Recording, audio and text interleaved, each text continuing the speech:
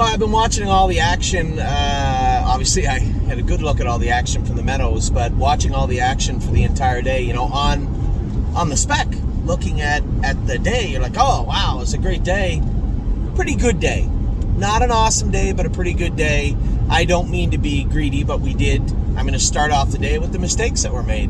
And I guess starting with Spitfire Overseas, just seemed like an unforced error. This guy, usually he's hot and you really got to hold him together.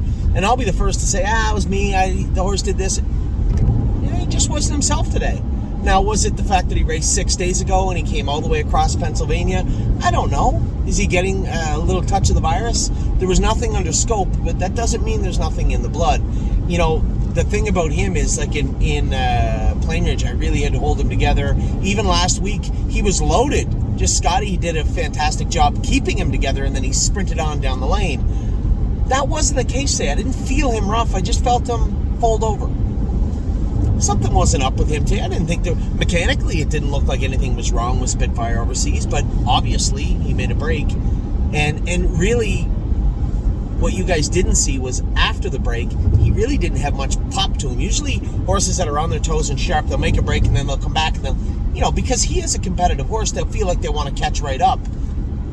Just felt like he was off today. Just felt like it wasn't his day today.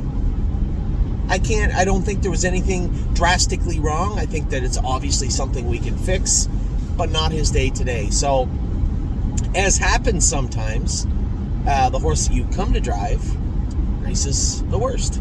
And not very often Spitfire throws a clunker in. When we saw Austral throw one in last week, listen, we say it all the time, and it goes without saying, but it doesn't go without saying. It should be said all the time. Because sometimes we forget that these are living, breathing animals. They can't be awesome all the time, any more than we can. So, Spitfire Overseas, you're going to have to pitch the race. Well, I'll defer any concerns. I think the flip-flops, if his feet are going to stay comfortable, if we can manage and mitigate any sort of foot soreness this summer, get the flip-flops off him and so we'll start with a trotting swedge and go from there. And I think that's where we're headed, especially going into Philadelphia. No flip-flops for his next start. I think we just need to move to a full swedge and then work on whatever comes up in his blood. Surely there's something in his blood. Stay Special made a break day. Yes, her knees are bothering her. I blasted her out of there last time she raced, and there was no issues making a break. The rail is not the same as the 8-hole. The rail played a role, and her knees played a role. So how do we manage that moving forward? Again, I'm going to have to defer till I talk to the vet on Monday. He's going to want to have a closer look at her knees. They were injected this week. We have been working on them. It's hard to keep the endurance up, I guess, in the Aqua treadmill. We're still trying to find our way forward with these horses that need to be off the track. Is the Aqua treadmill enough? I don't know. We're going to have to wait till Monday to find out. My 1%, who's been pretty flawless since coming back now, he is where his heels were bothering him a little bit this week. We couldn't put the bell boots on him. We added a heavier toe weight instead of that one. All this, I felt in my mind, like Dominic and I talked about it yesterday. I said, Dom, I just don't think, the way he's trotting, I think he'll be fine. Now, I didn't see him warm up. I don't know how he came into the race. It looked going up to the gate like he was very comfortable. And then as soon as they come out of the turn into the backstretch and he started to fall off the gate, I'm like, geez, I don't like the looks of this. Maybe he's just being safe with him. He rolled off stride. So definitely 3 horses to work with. We have a horse, obviously, I can't report on. Sintra is in the last race, very late race tonight. I'll be back at Mohawk in an hour. 45, no, an hour. It'll be an hour. And Sintra won't race for an hour and a half after that. So we'll have to talk about him maybe tomorrow. So good luck to everybody with the Sintra group.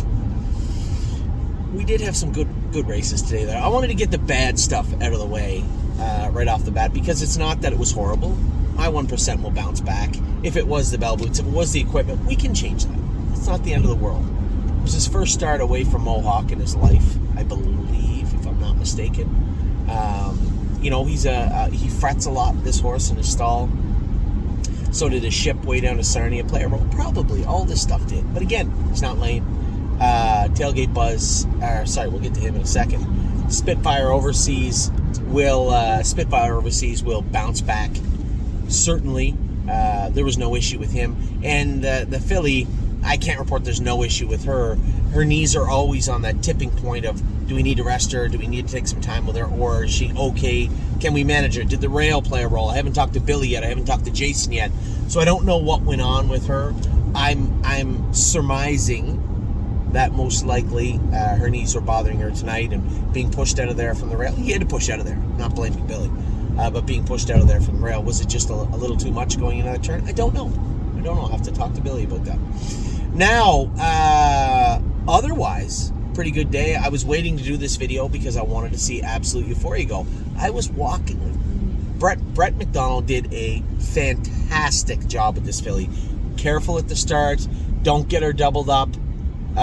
Move her out and get her moving. And then away you go. And she took a lot of air on time, but the appropriate amount. He drove her perfectly.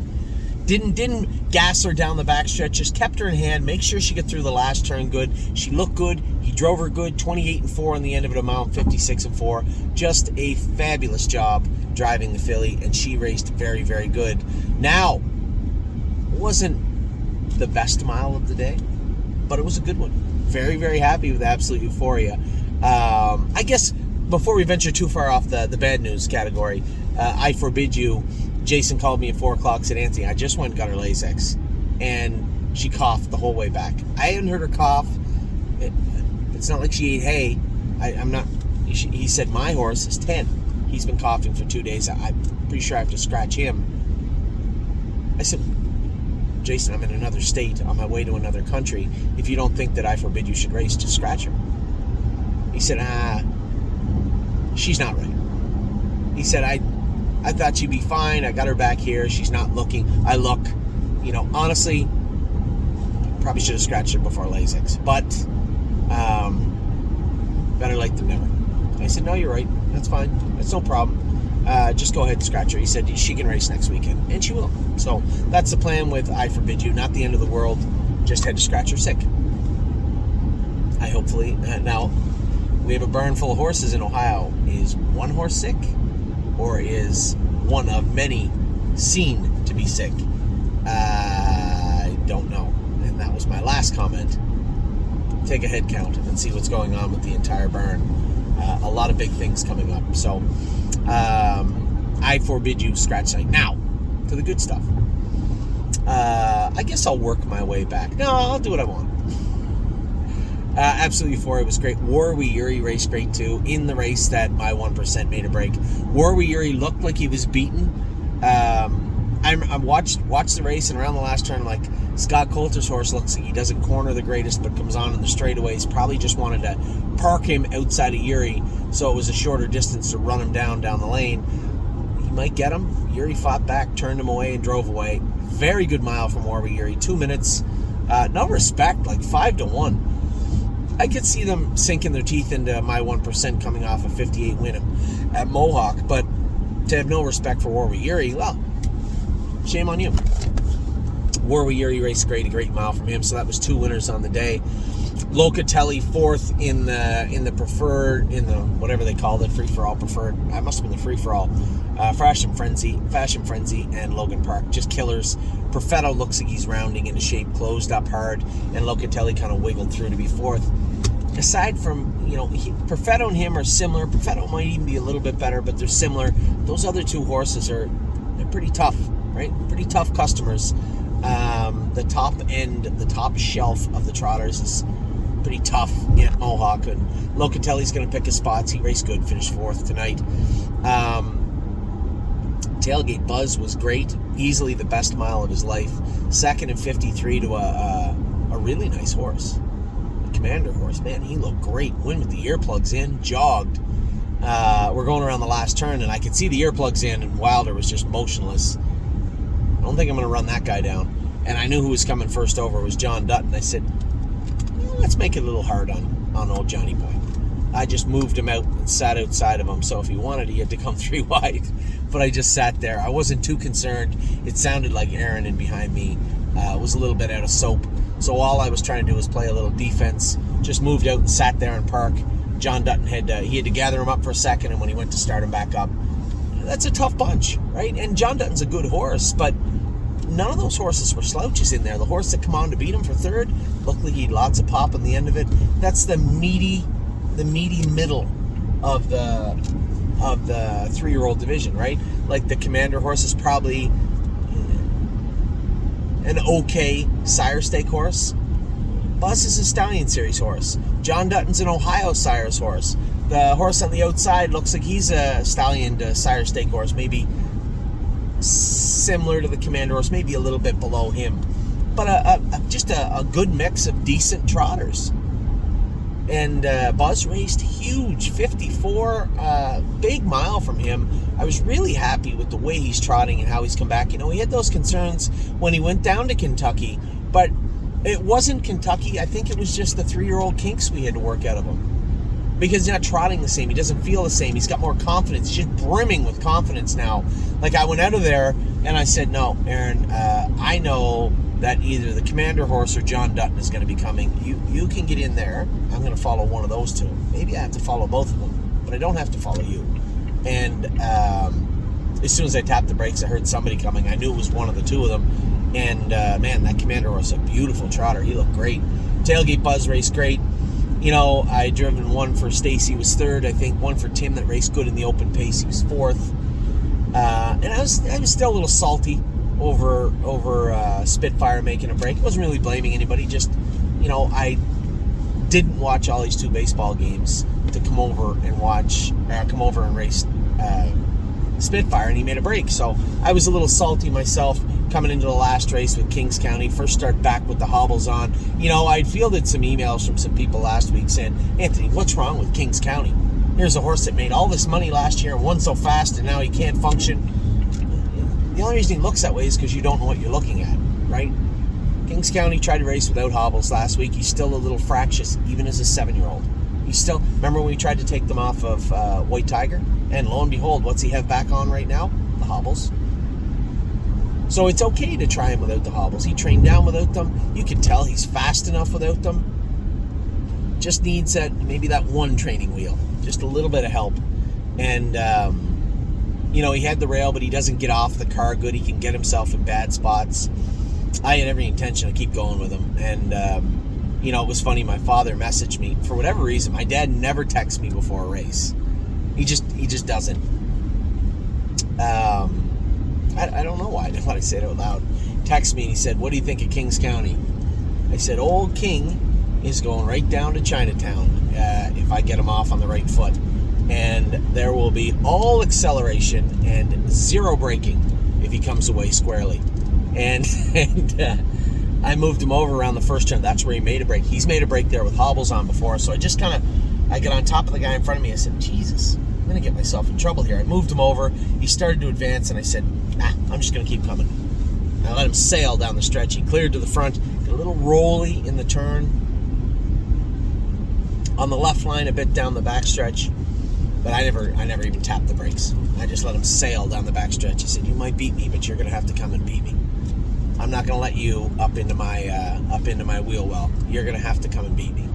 And around the last turn, he started the horse in behind me. I could see him tightening up. But King was just being a little careful himself in the last turn. As soon as we came out of the last turn, I kicked the earplugs out and I growled at him.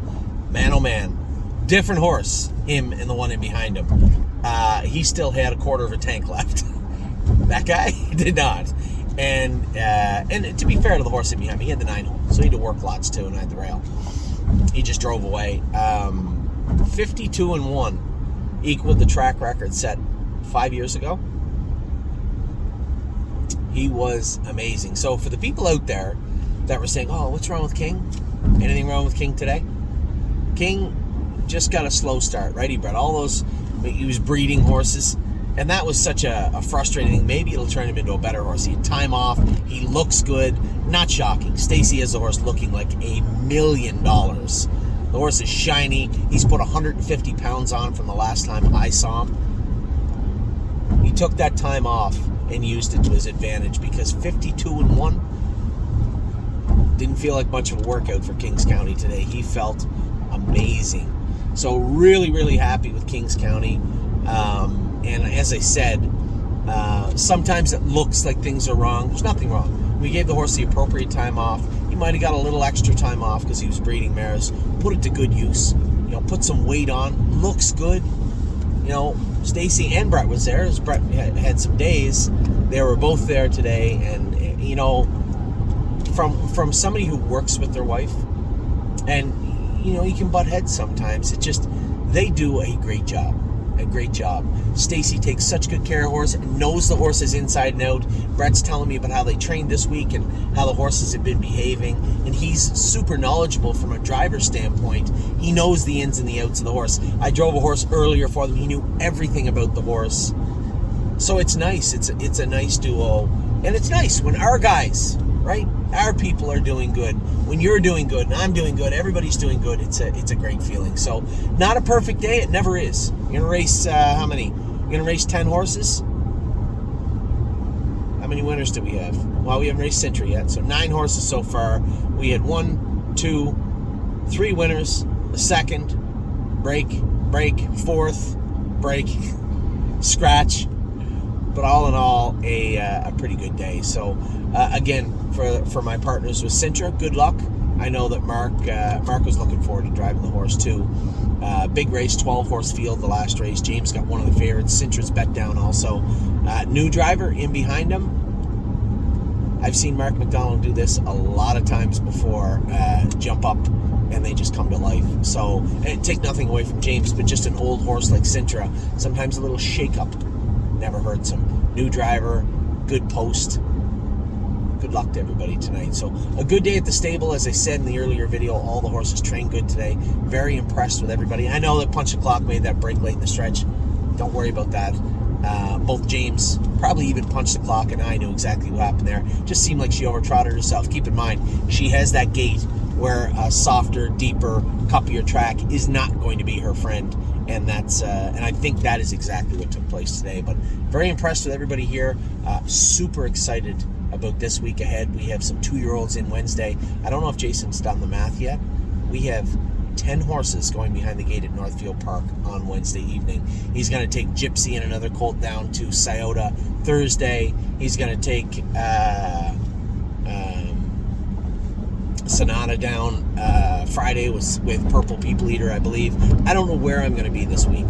I know, Amy's doing her best. It's just such a super compact, tight schedule right now between trying to figure out what we're doing in Ontario. We have the qualifiers Friday, we have the qualifiers Saturday. Can I get to Scioto or the Meadows for next week?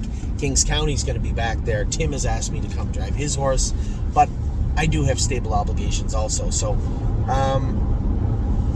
and as I say that, next Thursday and Friday, we're racing some PA horses in PA, right? I plan on taking maybe Affection over,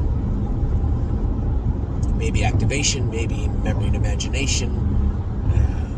I don't know, but we have options this week. We're going to have 2-year-olds scattered. I can't be everywhere. Where will I be? Where's Waldo?